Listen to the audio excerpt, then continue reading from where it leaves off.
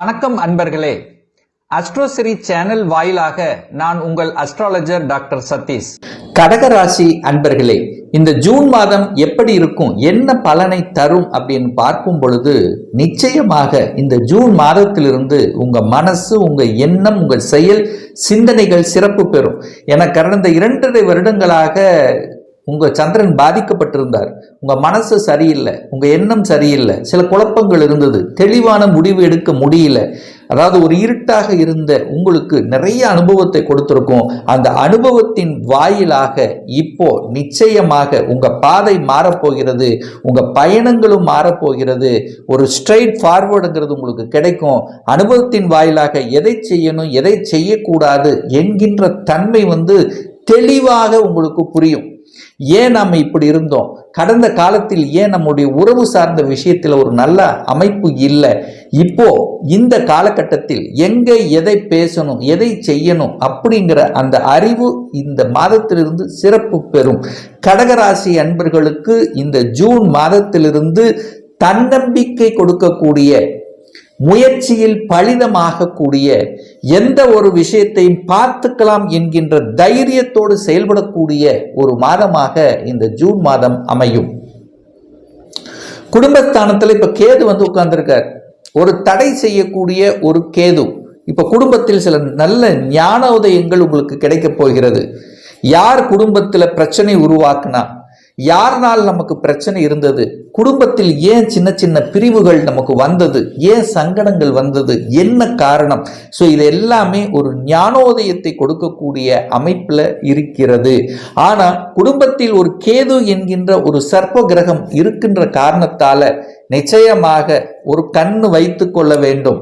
ஒரு பண விஷயத்துல கொஞ்சம் ஜாக்கிரதையோட இருக்கணும் அப்படிங்கிறத ஞாபகத்தில் வச்சுக்கோங்க. ஏன்னா உங்க குடும்பத்துல, உங்க வீட்டுல ஒரு பாம்பு இருக்கு, அப்போ கொஞ்சம் ஒரு பயம் இருக்கும்லவா.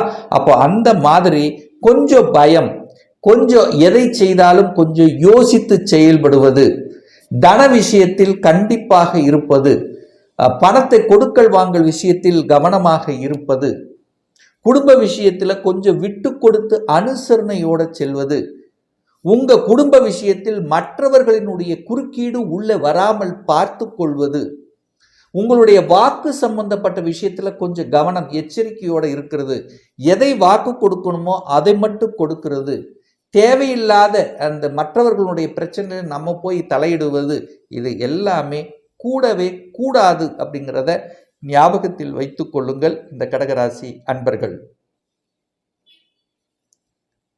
இந்த 3ஆம் அதிபதியாக இருக்கக்கூடிய, முயற்சி ஸ்தானத்தின் அதிபதியாக இருக்கக்கூடிய புதன் பகவான் ஆட்சி பலத்தோடு வலிமையா உட்கார்ந்திருக்கார்.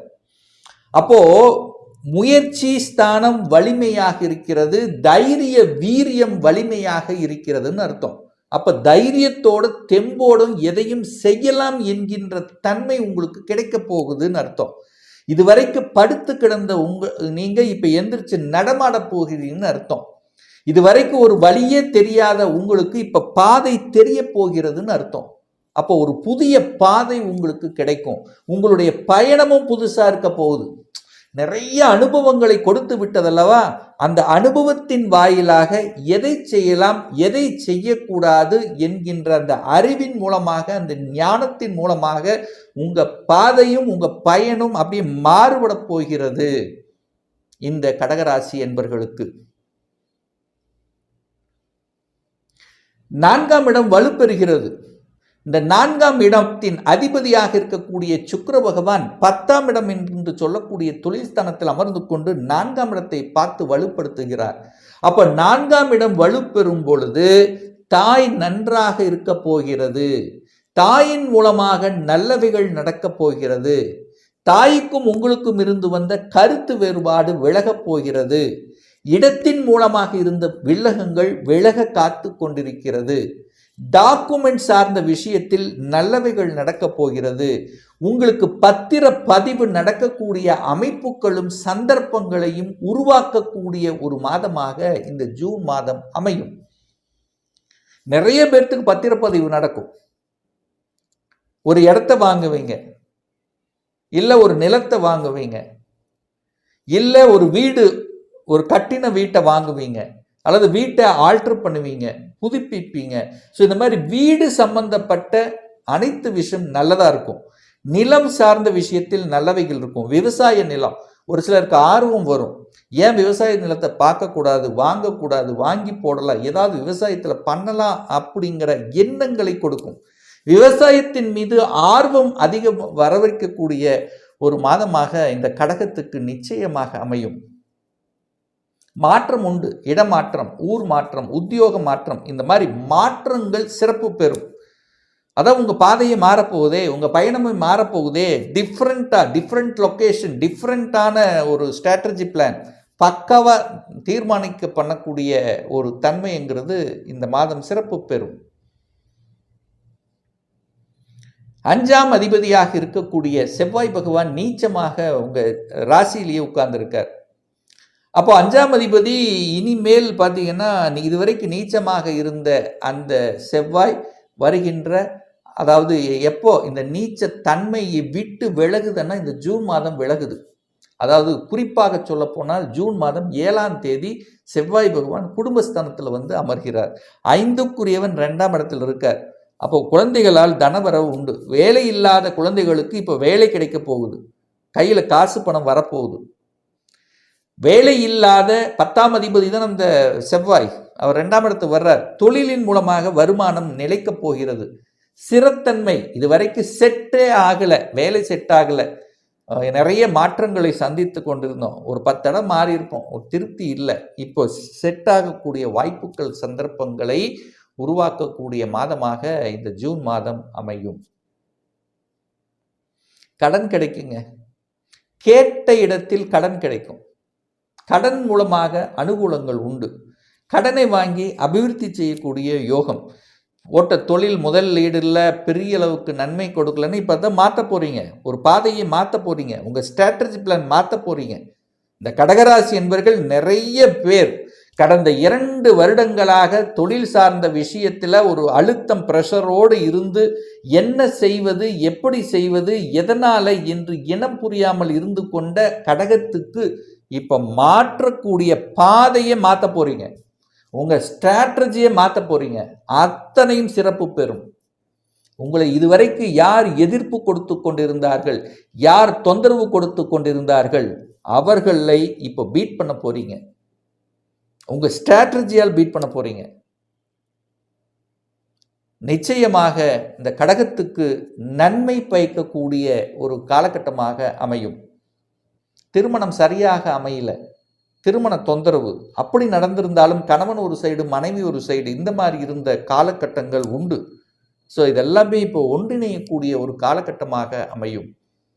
இப்போ ஒரு வெளிநாட்டில் போய் இருந்திருப்பீங்க, மனைவி இங்கே சொந்த ஊரில் இருந்திருப்பாங்க, நீங்கள் வேலைக்காக வெளிநாட்டில் இருந்திருப்பீங்க. இப்போ மனைவியும் உங்களோட வெளிநாட்டில் வந்து இருக்க போகிறாங்க.